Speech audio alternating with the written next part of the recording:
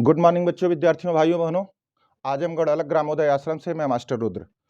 हम लोग class 12th के हेलो एल्केन और हेलो एरीन चैप्टर के स्टार्टअप कर रहे हैं। आईपीएसी नॉमेनक्लेचर जो क्लास 11th का पोर्शन था वह कंप्लीटली समाप्त हो गया है।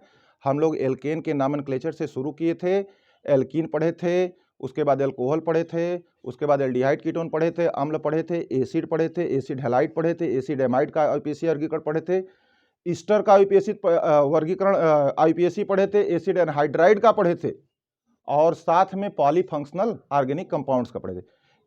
ये सारी चीज़ें जो अभी तक हम लोग पढ़े, ये क्लास 11th के पोर्शन था, जिनको पढ़ना बहुत ही मैंडेटरी था। इतना ज़रूरी था कि जो ऑर्गेनिक केमिस्ट्री के बड़े बड़े उत्पाद बनेंगे, यदि आप उनको याद रखने की, रटने की कोशिश करेंगे तो सदैव भूल जाएंगे। जिन बच्चों को आईपीएसी मालूम है वे आईपीएसी से किसी भी बड़े या छोटे कंपाउंड का नाम तुरंत अपने दिमाग में रख सकते हैं और रखने की, इस तरह से याद करने का तरीका ऑर्गेनिक केमिस्ट्री में आपकी काफ़ी सहायता करेगा। तो आज सबसे इम्पॉर्टेंट क्लास चलने जा रही है, क्लास 12th का ऑर्गेनिक पोर्शन। ध्यान समझिएगा, ऑर्गेनिक पोर्शन एक ऐसा पोर्शन होता है जो डिपेंड केवल इस बात पे करता है कि तुम कितनी बार उसी चीज़िया को पढ़ रहे हो। जितनी बार पढ़ेंगे उतना ही क्वेश्चन सरल होगा। ऑर्गेनिक केमिस्ट्री के क्वेश्चन सरल होते हैं, बट मैटर ये करता है कि कौन बच्चा उसका परफेक्ट रिवीजन करके आया। क्योंकि ये फिजिकल केमिस्ट्री नहीं है कि कोई आपको फिजिक्स या कोई आपको सवाल दे दिया जाएगा, आप सवालों को लगा करके वहाँ अपनी इमेजिनेशन करके तब सवाल लगाएंगे। यहाँ डायरेक्ट रिएक्शन रहेगी, अगर याद है तो याद है, नहीं याद है तो फिर मामले खत्म है। समझ रहे हैं ना? तो थोड़ा सा समझना है मैकेनिज्म के साथ कि रिएक्शन कैसे चलती हैं। मैकेनिज्म चलाने के बाद हम लोग यह साथ में सीखेंगे कि उत्पाद बनाने का कोई और भी वैकल्पिक रास्ता है तो हम उसको भी बताएंगे। फिलहाल आ जाते हैं बच्चे चैप्टर्स का। पहले चैप्टर का नाम है 12th में halo alkane and hello arene. हम ये बताना चाहते हैं हेलो एल्केन और हेलो एरीन दोनों ही, यह एल्केन का व्युत्पन्न होता है जब किसी एल्केन से हाइड्रोजन को विस्थापित करके हेलोजन परमाणुओं को लगा दिया जाता है तो हेलो एल्केन का निर्माण हो जाता है। ध्यान से समझिएगा, इसका संकरण sp3 होता है, अभी समझा देते हैं। और उसी के संगत में एक बात और कह रहा हूं, यदि पेरेंट हाइड्रोकार्बन, माता पिता माई बाप बेंजीन के हाइड्रोजन को विस्थापित करके हेलोजन लगा दे रहे हो तो जो भी व्युत्पन्न बनेंगे उन्हें हेलो एरीन कहते हैं। फॉर एग्जाम्पल, बेंजीन को इस तरह रिप्रेजेंट किया जाता है, इसके एक एच को हटा के मैंने हेलोजन लगा दिया, क्लोरोबेंजीन बन गया। जो हेलो एरीन होते हैं उनका संकरण sp2 होता है, जो हेलो एल्केन होते हैं उनका संकरण sp3 होता है। बच्चे काटो पीटो नियम से परिचित हो। किसी भी चीज के संकरण निकालने के लिए मैंने आपको बहुत फटाफट रास्ता बताया था कि कौनो रहे तो फट दे का नाम तुम संकरण बता देते हो, जब तक लोग लिखेंगे तब तक आप उसको बता सकते हैं। तो तुम इसमें से कोई भी एक एग्जाम्पल हम लोग लेंगे और यह देखेंगे क्या सच में sp3 और sp2 ही है। ओके, थोड़ा देख ही लो।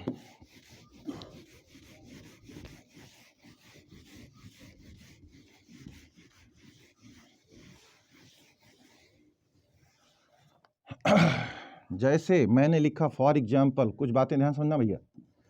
CH3 CH2 CH2Cl, कोई भी छोटा या बड़ा कुछ भी ले लो, मान लो सबसे छोटका ले लिए CH3Cl। दो एग्जाम्पल, मैं फर्स्ट सेकेंड थर्ड एग्जाम्पल भी ले रहा हूँ, ध्यान समझना।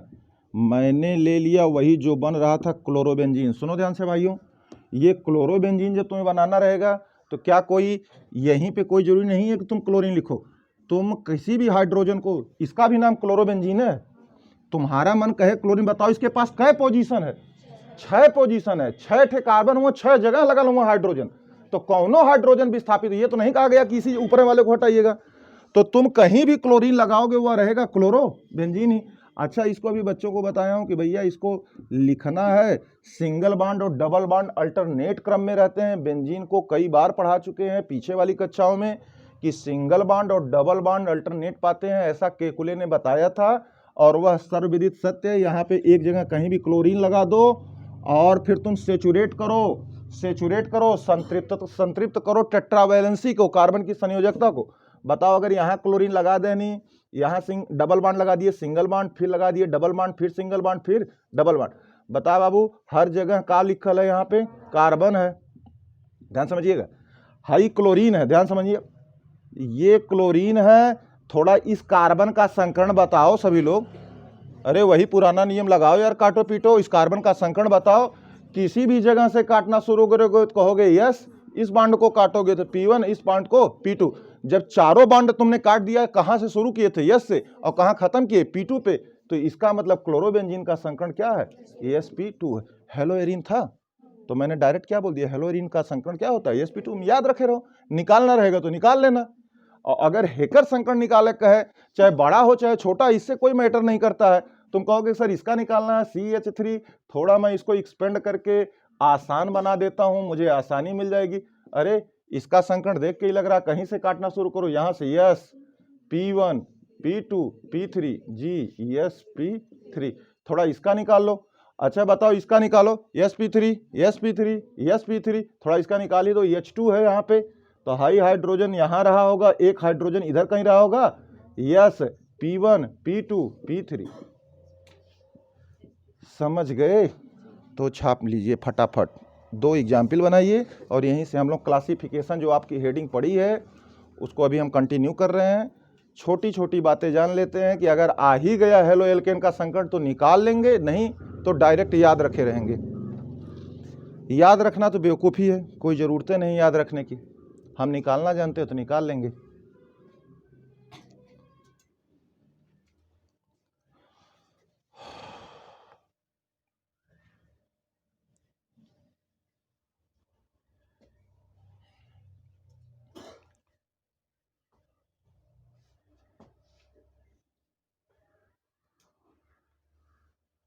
कुछ बात समझ में आ रही है? चलिए थोड़ा और फटाफट लगाइए। इतना देर मत लिखा करो यार, समझना लिखना सब एक साथ साइमल्टेनियस किया करो। चलो ऐसे सवाल दे देगा और फिर देखते ही कहेगा NCERT का सवाल है किताबों में तुम्हारे, बोलेगा संकरण ज्ञात करो इस कार्बन पे, find out the hybridization on this carbon. जो इस तारांकित, ये जो स्टार बना हुआ कार्बन है, यहाँ पे तुम वैलेंसी ज्ञात करो। गलत लिख दिया हूँ क्या? 1 2 3 कैट हो गया, 1 2 ठीक तो है, CH2Cl।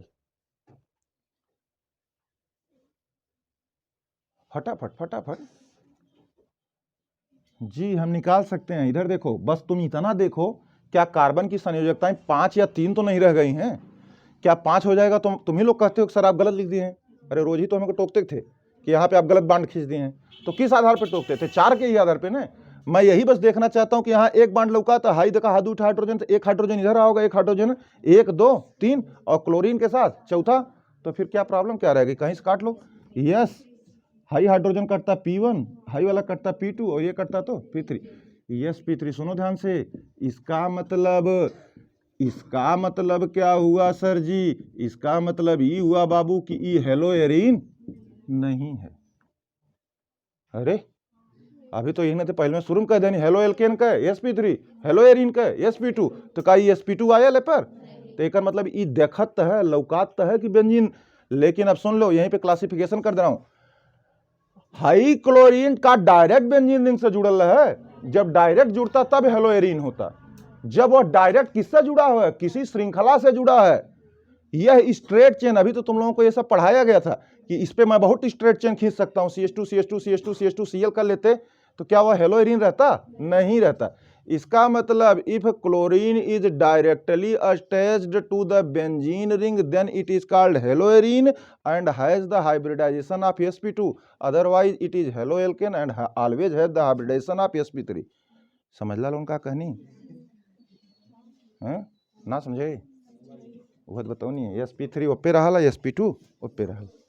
ठीक है, ये देखिए अच्छा सवाल था। इस पे जैसे बच्चे जानते क्या करते हैं, पढ़ाया जाता कोचिंग में, धड़ दे देखते, कहते हैं अरे बेंजीन वाला है, तो तुरंत क्या कहते हैं? हेलोएरिन। पहला आंसर गलत कर देते हैं, क्या है? तो फिर दूसरे पे अपने आप गलत जाएंगे। ठीक है, चलो अब यहीं से स्टार्टअप करते हैं। हेडिंग बना लीजिए क्लासिफिकेशन। अब सुनो ध्यान से, अब सुनो भाई, अब हम केवल स्पेशली किसके बारे में पढ़ने जा रहे हैं? और जैसे ही ये टॉपिक, अब ये चैप्टर नहीं रह गया, अभी क्या रह गया? इस चैप्टर में 2 टॉपिक बड़ी बड़ी है। इस टॉपिक को खत्म करेंगे, सुन लो ध्यान से, जो बच्चा इस टॉपिक को बहुत बढ़िया पढ़ेगा उसके लिए ये सारे सवाल तो 1 मिनट में, मतलब मैं क्वेश्चन लिखूंगा, आप कहेंगे कि रहने दीजिए इसका आंसर हम लिख लेंगे, लेकिन इसको पढ़ना पड़ेगा। Classification of halo alkanes. चलो भैया, क्लासिफिकेशन माने नहीं जानते हैं, वर्गीकरण हेलो एल्केन का। चलो, हेडिंग हो गई वर्गीकरण हेलो एल्केन का। अब हम लोग वर्गीकरण क्लासिफिकेशन पढ़ने जा रहे हैं। देखो, इसके 2 क्लासिफिकेशन हैं। फर्स्ट,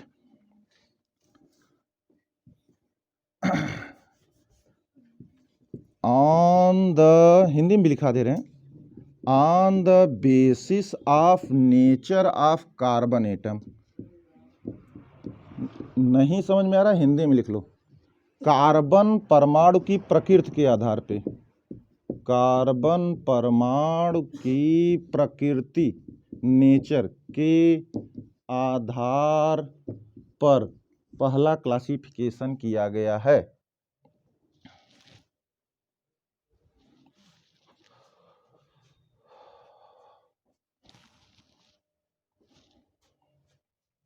हो गया हेडिंग? अब चलो ठीक है, इसको थोड़ा बड़ा सा लिखते हैं, काफ़ी कुछ इसमें है। इसको भी आप पढ़े हैं, बस ये दिमाग लगाना है क्या क्या पढ़े हैं उसी का एप्लीकेशन करते जाओ। देखो, कार्बन का 3 नेचर होता, फिर से बोलते हैं, कार्बन हैज 3 नेचर। ऐसे लिखाया तो नहीं जाता, मैं लिखा दे रहा हूं क्योंकि आप पढ़े हैं। कार्बन के 3 नेचर होता है। वह प्राइमरी कार्बन हो सकता है, सेकेंडरी कार्बन होता है, टर्सरी कार्बन होता है। सुनो ध्यान से, जैसे ही बच्चा लिखेगा पहले देखते जाइए। फॉर एग्जाम्पल कहेगा तो हम लोग किसका वर्गीकरण पढ़ रहे हैं? हेलो एल्केन का ना। तो सुनो ध्यान से, ऐसे करो, ऐसे देख कैसे लिखोगे साथ में, यक्स। यक्स का मतलब फ्लोरीन, क्लोरीन, ब्रोमीन, आयोडीन तुम्हारा जोड़ना है तुमको। सुनो, यह यक्स कितने कार्बन परमाणु से डायरेक्ट जुड़ा है? ठीक है, थोड़ा इसमें देखो, CHX CH3। सुनो ध्यान से, थोड़ा इसमें देखो, यक्स लगा दिया, C लगा दिया, C पे CH3 CH3 CH3। थोड़ा ध्यान समझिए। अब प्राथमिक, द्वितीयक, तृतीयक क्या होता है तो ये क्रियात्मक समूह, भले ही IUPAC ने इसे क्रियात्मक नहीं पूर्वलग्न माना है तो क्रियात्मक समूह ही। अगर ये क्रियात्मक समूह नहीं रहा होता तो चैप्टर की शुरुआत कैसे होती? क्रियात्मक समूहों के आधार पर ये ऑर्गेनिक केमिस्ट्री बांटी गई है। तो सुनो सभी, हेलोजन परमाणु यक्स जिस कार्बन से जुड़ा है वह कार्बन के लोगों से जुड़ा है, यही नेचर है। इसी तरह तो बताए भी थे कि क्रियात्मक समूह जिस कार्बन से जुड़ा है, उसको मत देखो, क्रियात्मक समूह डायरेक्ट जिस कार्बन से जुड़ा है वो कार्बन के लोगों से जुड़ा है, ये मैटर है। अरे क्रियात्मक समूह, इधर देख, क्रियात्मक समूह डायरेक्ट किस कार्बन से जुड़ा है? इससे। तो यह कार्बन के लोगों से जुड़ा है, 1 2। तो ये किस प्रकार का है? द्वितीयक। द्वितीयक हेलो एल्केन है, द्वितीयक एल्किल हैलाइड है भाई। यहां पे देख लो, ये भी बताए थे कि क्रियात्मक समूह यक्स, देखिए ध्यान से, जिस कार्बन से जुड़ा है वो कार्बन के लोगों से डायरेक्ट जुड़ा है। ई कार्बन जिससे ये जुड़ा है, ई के लोगों से जुड़ा है। इस तरह से देखा, 1 से 2 से 3 से। और क्रियात्मक समूह जिस कार्बन से जुड़ा वह कार्बन के लोगों से जुड़ा है, यक्को लोगों से नहीं जुड़ा, इसका मतलब वो प्राथमिक ही है। तो प्राथमिक, द्वितीयक और तृतीयक, ये हो गया प्राथमिक हेलो एल्केन। लिख सकते हैं बच्चे, प्राथमिक हेलो एल्केन है सर जी। हिंदी में लिखो चाहे अंग्रेजी में, बतिया वही रहती है। हिंदी में लिखोगे तब भी हेलो एल्केन लिखोगे, इंग्लिश में लिखोगे तब भी हेलो एल्केन। ये सेकेंडरी टाइप का हो गया और ये टर्सरी टाइप का हो गया। जो बच्चे मेरी क्लास को कंटिन्यू पढ़ रहे हैं मुझे बता सकते हैं कि ये वाला क्या लिखा है सर जी, बताए थे। और ये क्या लिखा है जी? नियोब्यूटिल, आइसोप्रोपिल। आप सुनो ध्यान से, कैसे बताए थे कि CH नाम की जो चिड़िया है उसके पास 2 पंखे हैं मेथिल समूह के। यहां पे जो कार्बन है वह कार्बन के पास 3 पंखे हैं, तीनों पंखे मेथिल। यहां 2 पंखा मेथिल के, पंख, पंख से 1 पंख, 2 पंख, 1 3 विंग हैं तो नियो शब्द हो जाता है, 2 विंग्स हैं तो आइसो शब्द हो जाता है, और यही प्राथमिक, द्वितीयक और तृतीयक। देखिए कितनी आसानी से खींच गया।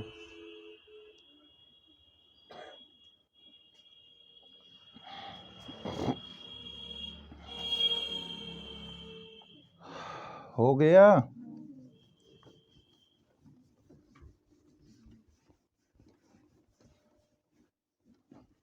ऐसे नहीं सवाल पूछेगा,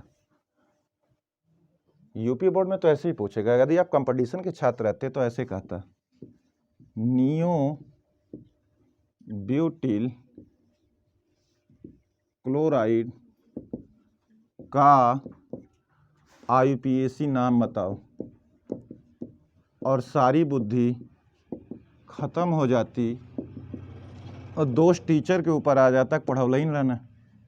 नियो ब्यूटिल क्लोराइड का आईयूपीएसी नाम बताओ। देखो बस कुछ को नहीं किया, बस वह आईआईटी या जेई या जिसके भी एग्जाम हो तो वह ये देखना चाहता है कि तुम लोगों में से डिफरेंट लड़का कौन है, कौन अपनी कापों को ध्यान से पढ़ता है और सोचता भी है कि ये बात ऐसे होती है। तो बताओ, देखो कितना सरल है। पहले नियो ब्यूटिल क्लोराइड जे लिखी थे ना आईपीएसी बताई, और नियो सुनो, अब नियो वो क्या होता है रे यार, तुरंत देखने में बताए थे, सी बनाना है, एक ठे मेथिल, दूसरका मेथिल, तीसरका मेथिल, अरे नियो तो है गेल कुल, नियो तो मैंने लिख दिया, अब क्या लिखना है केवल, तो नाम बताओ भाई आईपीएसी। आप पहले लॉन्गेस्ट कार्बन चेन का इसमें क्या, अभी थोड़ा हम सवाल बताएंगे। तुम पहला कार्बन इसको मानो, दूसरा इसको मानो, चाहे तीसरा इसको मानो, चाहे इसको मानो, एक तो कोई छूटेगा ही। तो बताओ क्या छूटा, 2 क्लोरो 2 मेथिल, 2 पे क्लोरो है, 2 पे मेथिल है, और ये जी आंसर हो गया सर 2 क्लोरो 2 मेथिल प्रोपेन नाम है। तो ऐसे सवाल पूछे जाते हैं जब आप अच्छे एग्जाम के लिए जाते हैं। तो एप्लीकेशन वो करवा देता है, जो पढ़ाया जाता है उसको एप्लीकेट करता है। क्या बच्चे इस बात को इस तरह समझ रहे हैं?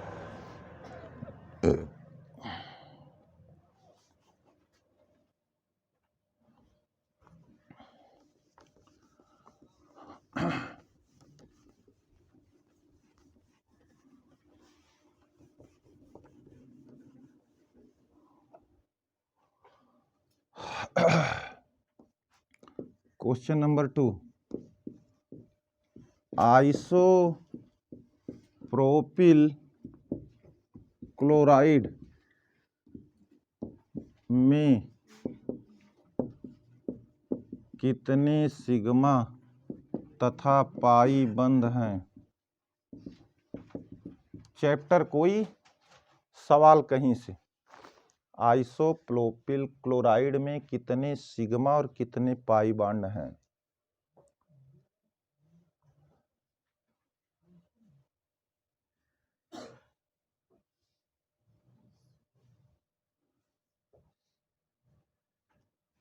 तथा आईपीएसी भी लिख लो, ये भी बढ़ा लो उसी में, बस आगे हम लोग बढ़ रहे हैं।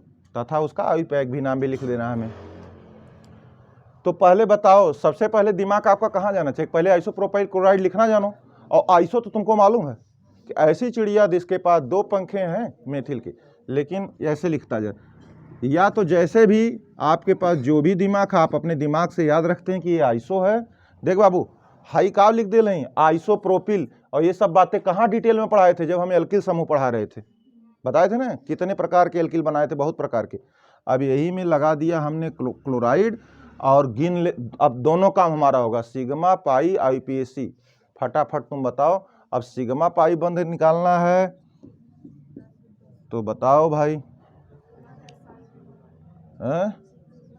पाई तो एक्को ना दिखाई दे रहा है, सीधी सी बात है, पाई नहीं, तो अब सिग्मा गिन डालो सारे। तो इसको एक्सपेंड कर लो, इसमें कहीं इधर उधर गिनती करते हो तुम लोग, भूलने की प्रवृत्ति खुद डालते हो। CH3 है तो CH3 पहले बना लो, फिर इसके बाद C है, फिर इसके बाद CH3 है, 1H 2H 3H, फिर यहाँ CH है, और फिर इसी से क्या लगा है Cl। अरे बात समझ में आ रहा है? सब गिनना ही तो बाकी रह गया। अब क्या है इसमें, कट दिख रहा है, 3 और 1 4, इसको गिन लिया, 4 3 7, 1 8, 1 9, 1 जी 10 सिग्मा प्लस 0 पाई, केवल सिग्मा है, 0 पाई लिखो या ना लिखो। आईपीएससी नाम बता दो इसका। बहुत सरल है सर जी, 1 2 3 यार, कोई दिक्कत तो नहीं आ रही ना। लंबी से लंबी श्रृंखला का चुनाव करो, और ये तो पूर्वलग्न की तरह व्यवहार करता है। तो नाम है 1 2 3, दूसरे वाले पे क्लोरो आ गया, सब श्रृंखला प्रोप की है, स्वभाव एन का 2 क्लोरो प्रोपेन।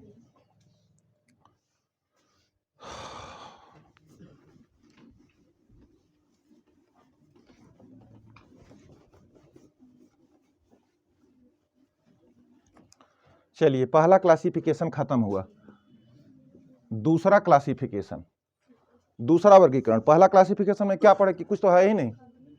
अरे भाई पहला क्लासिफिकेशन में क्या पढ़े बताइए, हम बताए कुछ भी, अगर आप उसको शॉर्टकट नहीं बना रहे हैं अपने दिमाग में पढ़े क्या हो। तुमने यही पढ़ा कि हेलो एल्केन या एल्किल हैलाइड दोनों कहते, चाहे हेलो एल्केन कहिए चाहे एल्किल हैलाइड। कई प्रकार के होते हैं, 3 प्रकार, प्राथमिक एल्किल हैलाइड, द्वितीयक एल्किल हैलाइड, तृतीयक alkyl halide, primary halo alkane, secondary halo alkane और टर्सरी। सिर्फ बात इतना ही था ना। और टर्सरी हेलो एल्केन लिखने में क्या है बताओ, कितना सिंपल था। एक्स बनाओ, एक कार्बन लगाओ, उस कार्बन से कह लो कार्बन जोड़ो, 3 बतिया खत्म है। तो ये बात तब आप कर सकते हैं जब आप घर जाकर के बैठिए और सोचिए भी इसको क्या क्या पढ़ें। अब दूसरा क्लासिफिकेशन,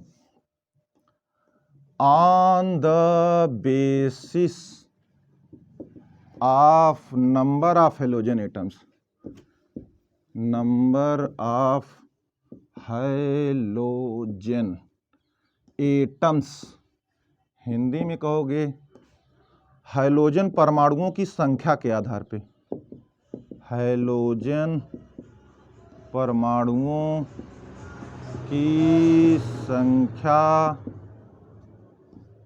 के आधार पर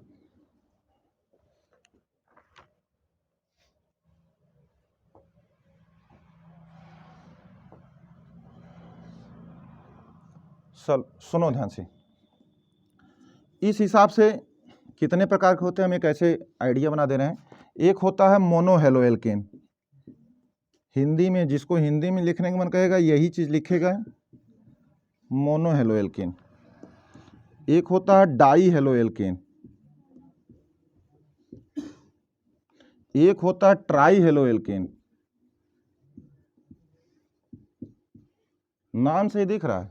एक होता है टेट्रा हेलो एल्केन, और एक ठे और होता है जो आप लास्ट में पढ़ेंगे, पॉली हेलो एल्केन। सुनो ध्यान से, कितना सरल है, कितना सरल है। दूसरा क्लासिफिकेशन इसलिए सरल है, इधर देखिए, इधर देखिए, इधर कंसंट्रेट कीजिए कि बच्चे इससे तो परिचित हैं यार। मोनो माने एक, हेलो माने हेलोजन, एक हेलोजन वाला, यानी कोनो ऐसा एल्किल हैलाइड हम लिखब जब में हाइड्रोजन कट रही है, हेलोजन परमाणु की संख्या कट रही, एक ठे क्लोरीन रही चाहे एक ठे ब्रोमीन रही। डाई माने दो ठे का हेलोजन, यानी कोई हम ऐसा हेलो एल्केन या एल्किल हैलाइड लिखेंगे जिसमें हेलोजन परमाणुओं की संख्या जब गिनोगे मारे के तो 2 ठे पाओगे। और उसमें ट्राई माने 3, यानी ऐसा हेलो एल्केन हम पढ़ेंगे जिसमें 3 हेलोजन रहेंगे। उदाहरण बता दो सर, क्लोरोफॉर्म में CaCl3, अरे भाई CaCl3। फिर कोई टेट्रा, टेट्रा माने 4, कोई ऐसा हेलो एल्केन हम पढ़ेंगे जिसमें हेलोजन परमाणुओं की संख्या टेट्रा माने 4 गो रहेगी। कोई इसका उदाहरण बताइए, पायरीन है। अब लास्ट में सब करा टेट्रा पेंटा हेक्सा छोड़ो, हेलो एल्केन किस प्रकार के नेचर को होता है, पॉली, यानी कुछ ऐसे ऑर्गेनिक कंपाउंड जिसमें हेलोजन परमाणुओं की संख्या 4 नहीं 4 से बहुत ज्यादा हो सकती है, यानी पॉली माने बहुत हो सकती है। तो पॉली वाले कौन कौन से होते हैं, इनका कहाँ कहाँ उपयोग है, चैप्टर है चल रहा है इसलिए इस पे ज्यादा मत दिमाग लगाइए, जहां पे आएगा इसको इंगित कर दिया जाएगा, लिख डालो। और सबका जनरल फार्मूला भी यही, जनरल फार्मूला हिंदी में लिख दीजिए सर जी, नहीं तो हम लोग बुरा मान जाते हैं तुरंत। सामान्य सूत्र ले भैया, देख हाई पहले देख ले, फिर देख, हेने देख, हेने देख पहले, हाई का है मैं इसलिए बता देना चाह रहा हूं ताकि इसको फिर मत रटना। ये तो एल्केन है, CnH2n+2, ये तो बचपन से ही आप पढ़ते आ रहे हैं। अच्छा बताओ, इसमें से एक हाइड्रोजन हटाना और एक X लगाना है, तभी तो होगा ऐसा। तो एक हाइड्रोजन हटाना तो इसका मतलब ये हो गया एल्किल, और यहाँ पे लगा दिए single bond X, mono halo alkane का सूत्र हो गया। अच्छा बताओ, हमने क्या कहा था, H हटाओ X लगाओ, H हटाओ X लगाओ, कब तक हटाओ, जब तक H पाओ। तो बताओ ये डाई है, तो इसका सूत्र अगर मुझे लिखना रहता तो मैं कहता CnH2n+1 था, इहो हट गया होगा, और यहाँ x 2 हो गया लोई। क्या कोई प्रॉब्लम हो रही है क्या? यहाँ h हटा रहा हूं। अच्छा, ये घटावा वाला निशान ना देख लेते हुआ कुलहीन, क्यों इतना कहता CnH2n+1 - x? नहीं, समझदारी ज्यादा नहीं, ये भी बांड है, डायरेक्ट लिख देने कुल घटा ली है नहीं। बताओ भैया CnH2n, अब बताओ क्या करें, एक घटा तो 2n हुआ, अब इसका मतलब माइनस मुझे करना पड़ेगा, -1, लेकिन यहाँ x कट हो जाएगा 3 थे।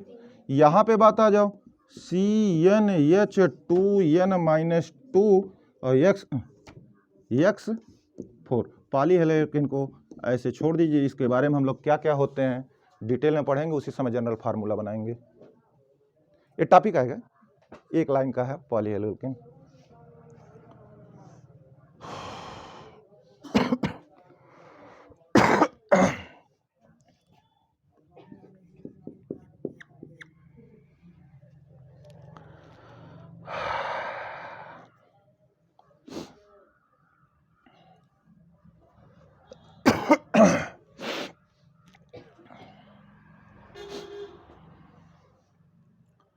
अच्छा, यहां n क्या होगा, 1 2 3 4 5, कोई भी इंटीगर पूर्णांक संख्या आप रख लेंगे।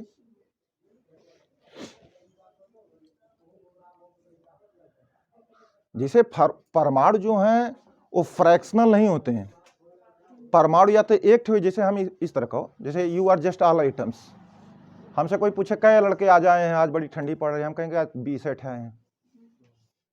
आज बहुत ठंडी पड़ती है तो 19:30 ठीक है का आई हैं, तो इतना आई हैं, समझ रहे हैं ना। तो ये है, ये होता क्वांटाइज।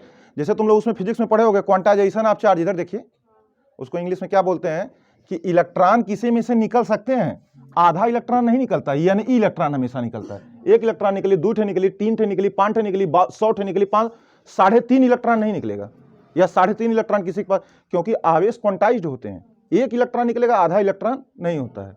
तो वही बात मैंने कहा, यहाँ बच्चों की संख्या पूर्ण होगी, जो भी रहेगी पूर्णांक में रहेगी। यक्का बच्चा आएगा, 1 आएगा, 1.5 नहीं है कि मतलब कि घुस के फिर निकल जाए तब हो जाए 1.5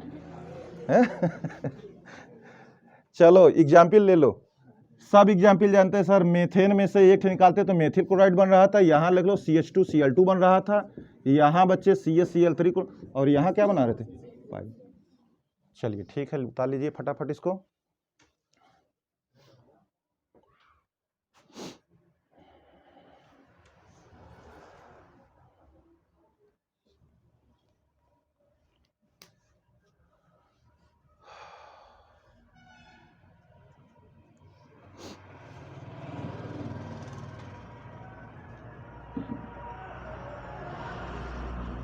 चलो अब 2 क्लासिफिकेशन, 2 प्रकार के वर्गीकरण थे, दोनों प्रकार के वर्गीकरण खत्म हो गए। अब हमें जो कुछ भी पढ़ना है इन्हीं के बीच से पढ़ना है। तो नेक्स्ट हेडिंग बना लीजिए, अपग्रेडेड हो रहे हैं आप, लगातार पढ़ते जा रहे हैं एल्किल हैलाइड को। हमारी नेक्स्ट हेडिंग है एल्किल हैलाइड में समावयता। हर साल 1-2 सवाल कुछ ना कुछ पूछ ही लिया जाता है, अच्छा टॉपिक है, और समावयता हम हर एक के साथ पढ़ते ही जाएंगे। एल्किल हैलाइड या हेलो एल्केन, कल बताए थे, एल्किल हैलाइड या हेलो एल्केन में समावयता, लिख रहा हूं।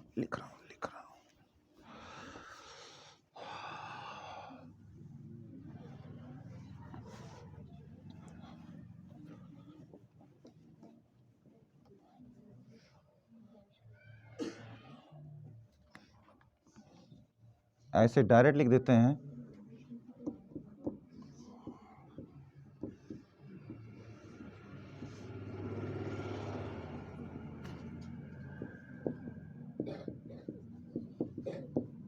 Isomerism in alkyl halides. Heading बना लो भैया, समावयता।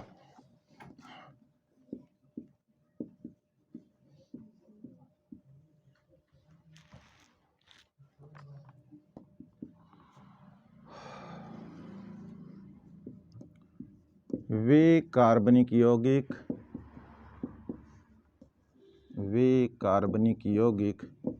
कार्बनिक लिखना कोई मैंडेटरी नहीं, वे सारे यौगिक, वे कार्बनिक, हम चूंकि कार्बनिक पढ़ रहे हैं, जो समान अणुसूत्र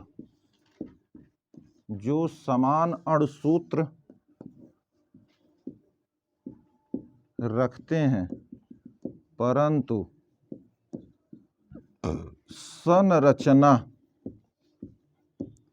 संरचना भिन्न भिन्न होती है।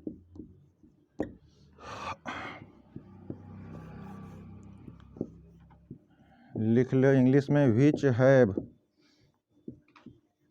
Compounds which have same molecular formula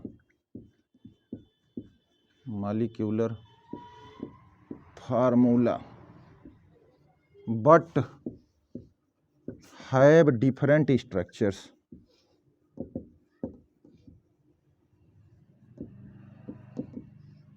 structure माने क्या होता है भाई? संरचना ना। Is called isomers of each other and this phenomena is called, इस घटना, ये जो घटना घट रही है, इसी को समवेता कहते हैं।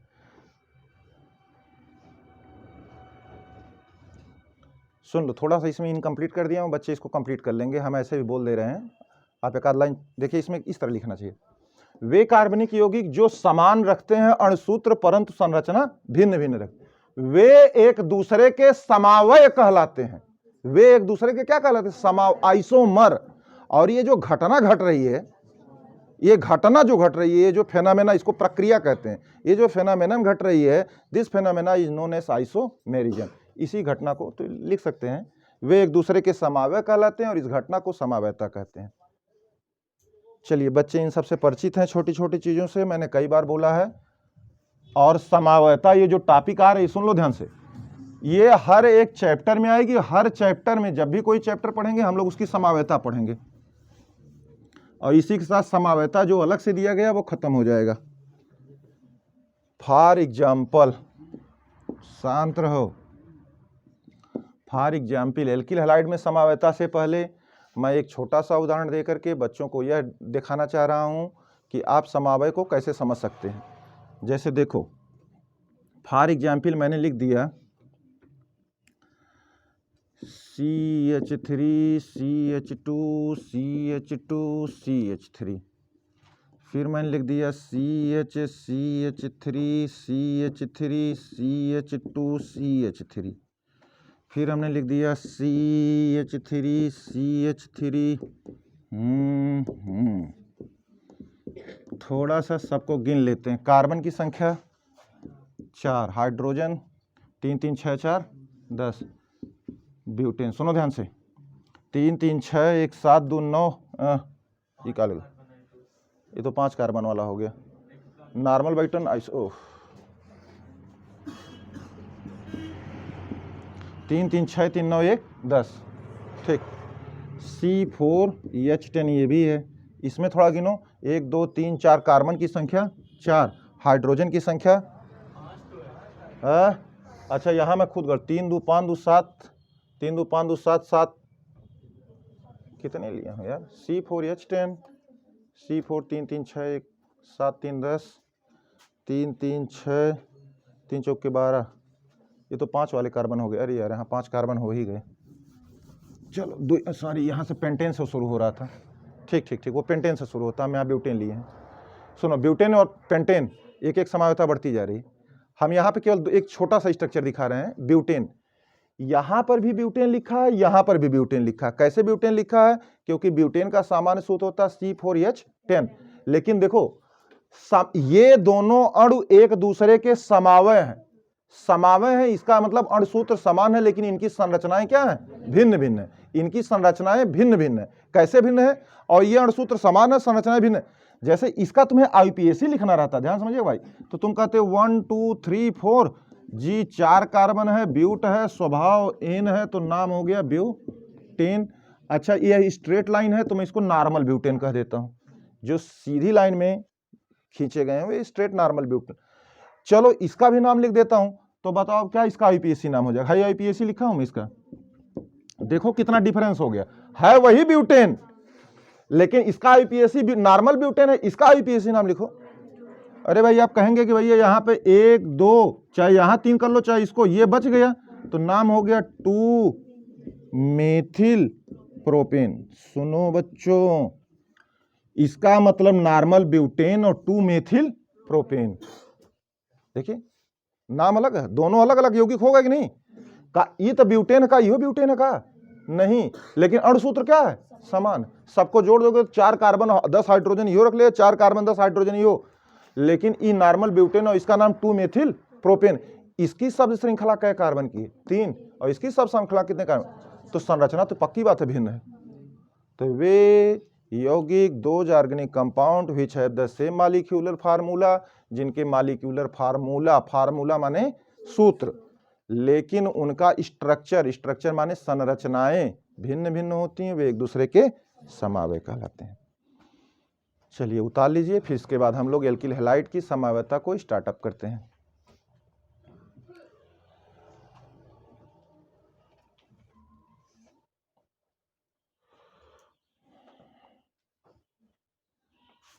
हो गया?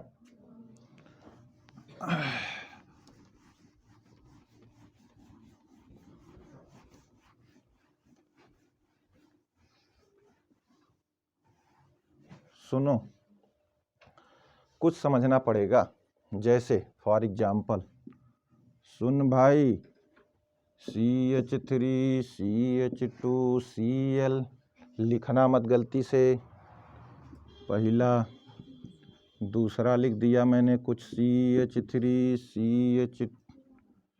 Cl CH3, ठीक है। हाँ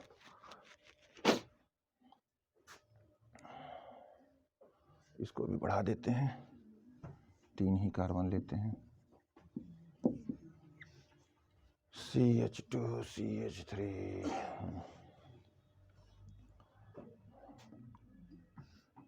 तीसरा ले लेते हैं Cl। कुछ हेडिंग नहीं डलवाए ना अभी? एग्जाम्पल कहाँ से मिल रहा है, पहले आप हेडिंग डालिए, स्थान समावयता। अभी एग्जाम्पल लिखने की जरूरत नहीं, बस तुम हेडिंग बनाओ।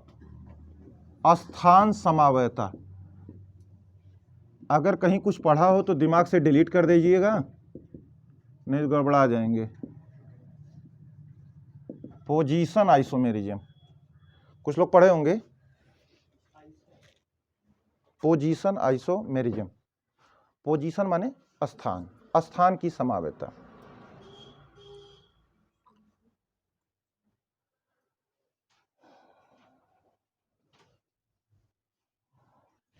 एक एक करके समझाएं तुम लोगों को। देखो सुनिए, ये सब मत उतारना, सुनो हमारी बात सुनो। जैसे सुनो, ऐसे लिखा गया, किसी ने कहा कि CH3 CH2 Cl, ठीक है ना? तो बताओ, तुमसे किसी ने कहा कि भैया यहाँ क्लोरीन का पोजीशन कौन है? पोजीशन, अरे आप तो पढ़ चुके हैं आईपीएससी कि सर अगर मुझे इसका नाम लिखना रहे तो क्या मैं इसको पहला कार्बन मानूंगा क्या? अरे भैया क्या इसको पहला कार्बन मानूं क्या? जब क्लोरीन डायरेक्ट लिख ले तो इसका मतलब 1 2 नाम हो गया 1 क्लोरो एथेन, अरे हेलो एल्केन, ठीक है। अच्छा, किसी ने कहा कि सर हम इस पोजीशन को नहीं मान रहे, हम ऐसा लिख रहे हैं। कह रहा है कि भाई जो Cl आप यहाँ लगाए थे, आप इसको यहाँ लगा दीजिए, ये हो जाएगा CH2 और ये हो जाएगा CH3। अब नाम लिखो। फिर कहोगे क्या? आप कहोगे कि अरे एक एके मान लेला तो एक एके मानल जाएगा? आप नहीं, आप कहेंगे कि जहां हेलोजन परमाणु लगा गिनती वहां शुरू हो जाएगी, यानी 1 इसको मानोगे, 2 इसको मानोगे, फिर नाम लिखोगे 1 क्लोरो एथेन। तो बताओ बच्चों, क्या स्थान हेलोजन का बदलने से नाम बदला? तो इसका मतलब पहले जो 2 कार्बन के एथिल क्लोराइड आइला है उनमें स्थान समावयता नहीं पाई जाती। नहीं समझे? नहीं समझे? बोलो, समझे? जबरदस्ती समझ लिए? फिर से बताओ कहाँ समझे? हमने कहा कि एथिल क्लोराइड ले लेनी, इसका आईपीएसी नाम हम लिखवाते हैं। अभी तो एथिल क्लोराइड मत कहिए, कहिए आईपीएसी नाम तो आईपीएसी नाम होता है हेलो एल्केन। तो बताओ, जब मुझे गिनती करना रहता है तो मैं कहता है कि क्लोरीन हाई क्रियात्मक समूह है, चाहे पूर्व लग्न जो भी है, पूर्व लग्न भी कम से कम अंक पाना चाहिए। तो एक कार्बन इसको मानूंगा, दूसरा इसको मानूंगा, कहूंगा 1 क्लोरो एथेन। फिर किसी ने कहा कि सर आप पोजीशन बदले, इस क्लोरीन को उठाकर इस वाले कार्बन से लगाइए। तो जब ऐसे लगाई तो यहाँ एक हाइड्रोजन हट जाए और हाई वाला हाइड्रोजन यहाँ चल जाए, तो हाई हो जाए CH3 CH2Cl। फिर कहूंगा फिर नाम लिखो, मैं बदल तो दिया। तो तुम कहोगे फिर अब इसको पहला कार्बन मानो। पहले इसको पहला कार्बन मानते थे, अब इसको पहला कार्बन मान रहे हो। क्यों मान रहे हो? क्योंकि आप कहते हैं कि आईपीएसी नामकरण के दौरान पूर्व लग्न को कम से कम अंक दिया जाता है। तो आप फिर कहे 1 क्लोरोएथेन। तो क्या मैं यही कह रहा हूं कि यह क्लोरीन इस कार्बन से इस कार्बन पे शिफ्ट हो गया तो क्या आईपीएसी बदला? स्थान बदलने से क्या नाम बदला? तो इसका मतलब स्थान समवायता नहीं पाई जा रही है, स्थान बदलने से कुछ नहीं हो रहा। अच्छा, फिर मैं दूसरा उदाहरण बता रहा हूं, लिखना मत तुम लोग, लिखा मत कोनो, तुरंत गड़बड़ा जी लोगन। दूसरा एग्जाम्पल दे रहे हैं, इधर देखो। जैसे मान लो किसी ने कह दिया कि सर ये ले लीजिए, तो हमने कहा चलो भाई नाम लिख लो। चलिए ठीक है, पहले नाम लिखिए आईपीएसी इसका। सभी लोग जानते हैं कि अभी इसका नाम मुझे लिखना रहे आईपीएसी में, तो मैं गिनती यहां से करना शुरू कर दूंगा।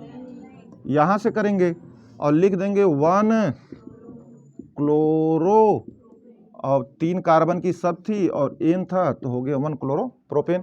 फिर किसी ने बच्चे ने कहा, सुनो ध्यान से, उसने कहा कि सर इस क्लोरीन को हटा करके यहाँ लगा दीजिए। तो हमने कहा चलो ठीक है, फिर दूसरा लिख दे रहा हूँ।